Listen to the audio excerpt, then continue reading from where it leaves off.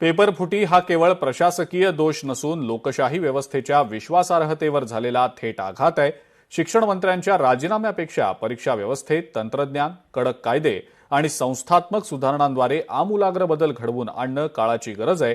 सातत्यपूर्ण राजकीय इच्छाशक्ती, सक्षम प्रशासन आणि समाजाचा दबाव या गोष्टी सातत्याने एकत्र आल्या तरच अशा घटनांबाबत धोरणात्मक निर्णय होण्याची शक्यता असते, असं सांगत सीजेपीच्या भूमिकेला देशभरातल्या शिक्षण तज्ज्ञांनी आपला पाठिंबा दर्शवलाय।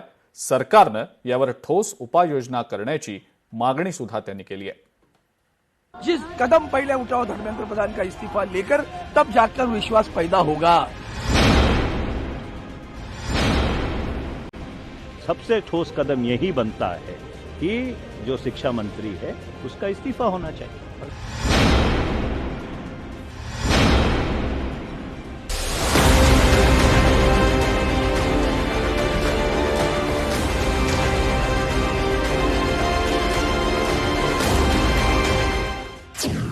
पेपरफुटी हा केवळ प्रशासकीय दोष नाही, विश्वासार्हतेवरील आघात।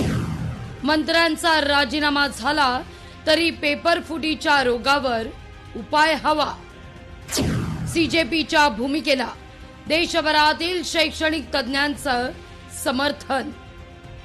अलीकडच्या काळात नीट यूजी आणि यूजीसी नेट, विविध राज्यातील शिक्षक भरती, पोलीस भरती, आरोग्य विभाग, लिपिक भरती आणि इतर परीक्षा किंवा स्पर्धा परीक्षांमधील पेपरफुटीच्या घटनांमुळे केंद्रीय शिक्षण मंत्री धर्मेंद्र प्रधान यांच्या राजीनाम्याच्या मागणीनं जोर धरलाय। हम लोग तब तक नहीं रुकेंगे जब तक धर्मेंद्र प्रधान इस्तीफा नहीं देते हैं। पेपर फुटलेला आहे ना, तर त्याला जबाबदार कोण आहेत? ते शिक्षण मंत्री आहेत। मग शिक्षण मंत्र्यांनी बरे गुमानं त्यांचा स्वतःचा राजीनामा द्यायला हवा होता। जो हमारे एजुकेशन सिस्टम जो पूरी तरह बर्बाद हो चुका है, उसमें सबसे बड़ी समस्या है एक नाकाबिल, एक भ्रष्ट शिक्षा मंत्री का। जब तक वो शिक्षा मंत्री नहीं हटेंगे तब तक हमारी शिक्षा व्यवस्था नहीं सुधर सकती। दिल्लीतल्या जंतर मंतरवरील आंदोलनाचे देशभरात पडसाद उमटले। विरोधकांनी हा नैतिक उत्तरदायित्वाचा प्रश्न उपस्थित केलाय, तर केंद्र सरकारनं दोषींवर कारवाई आणि परीक्षा व्यवस्थेतील सुधारणांची भूमिका स्पष्ट केली आहे। अशा व्यापक प्रश्नांवर शिक्षण आणि अन्य कोणत्याही मंत्री बदलल्यानं वा त्यांचा राजीनामा घेतल्यानं असे प्रश्न सुटत नाही। त्या संबंधित व्यवस्थेत असणारे दोष आणि त्रुटी दूर होत नाही, तर अशा जटिल प्रश्नांची उत्तरं ही शोधण्याकरता व्यक्तिकेंद्रित राजकारणापेक्षा संपूर्ण व्यवस्थेकडे आणि त्यांच्या अंमलबजावणीकडे पाहावं लागेल, असं मत शैक्षणिक तज्ज्ञ व्यक्त करतायत। भारतातील पेपरफुटी ही एका सरकारची किंवा एका पक्षाची निर्मिती नाही, ती अनेक दशकांपासून विकसित झालेल्या संस्थात्मक त्रुटी, भ्रष्टाचार, तांत्रिक कमतरता, राजकीय हस्तक्षेप आणि कमकुवत अंमलबजावणी यांचा एकत्रित परिणाम आहे। स्वातंत्र्यानंतर भारतानं गुणवत्ताधिष्ठित सार्वजनिक सेवा उभारण्याकरता संघ, लोकसेवा आयोग, कर्मचारी निवड आयोग, राज्य लोकसेवा आयोग, विद्यापीठ, विविध भरती मंडळातर्फे तुलनेनं विश्वासार्ह परीक्षा प्रणाली विकसित केली। सर्वसाधारण कुटुंबातील विद्यार्थ्याला देखील केवळ गुणवत्तेच्या बळावर प्रशासकीय अधिकारी होण्याची संधी मिळत होती। ही भारतातील लोकशाहीची मोठी ताकद होती। पण 1990 नंतरच्या काळात उदारीकरण, शिक्षणाचा झालेला विस्तार, सरकारी नोकऱ्यांकरता प्रचंड स्पर्धा आणि खासगी कोचिंग उद्योगाच्या वाढीमुळे स्पर्धा परीक्षांचं स्वरूप बदललं। ही स्पर्धा जितकी वाढली तितक्या गैरमार्गानं यश मिळवून देणारे दलाल, बनावट उमेदवार, प्रश्नपत्रिका विकणारं रॅकेट आणि संघटित परीक्षा माफिया सक्रिय झाले।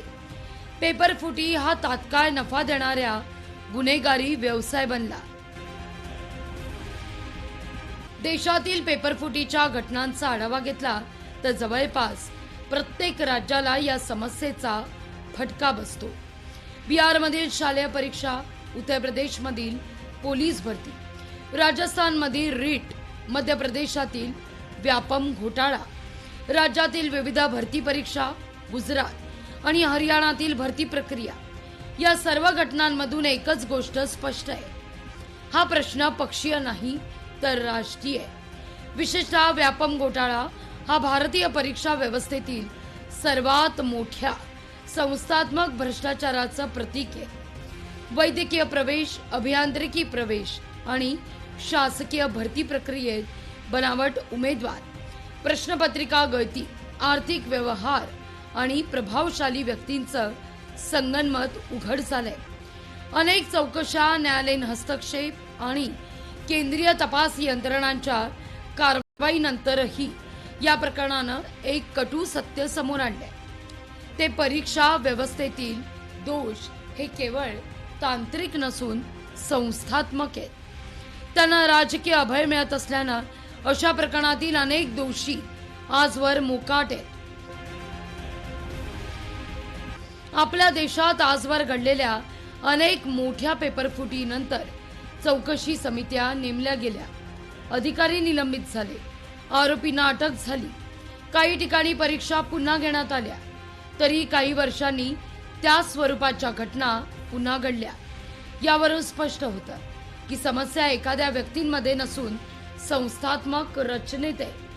जागतिक अनुभव पाहिला तर अनेक देशांनी परीक्षा सुरक्षेकरता अत्याधुनिक तंत्रज्ञानाचा वापर सुरू केलाय. काही देशांमध्ये प्रश्नपत्रिका परीक्षेच्या काही मिनिटांपूर्वीच सुरक्षित डिजिटल नेटवर्कद्वारे अधिकृत परीक्षा केंद्रांवर उपलब्ध केली जाते. प्रत्येक प्रवेशाकरता बहुस्तरीय प्रमाणीकरण, इन्स्क्रिप्शन, डिजिटल लॉगिंग आणि स्वतंत्र सुरक्षा पडताळणी केली जाते. त्यामुळे प्रश्नपत्रिकेपर्यंत अनधिकृत प्रवेश होण्याची शक्यता अत्यल्प. भारतानं माहिती तंत्रज्ञान क्षेत्रात जागतिक नेतृत्व मिळवलेलं असताना परीक्षा व्यवस्थेतही अशाच आधुनिक प्रणालींचा व्यापक प्रमाणात वापर करण्याची हीच योग्य वेळ आहे. ब्युरो रिपोर्ट, लोकशाही मराठी, मुंबई.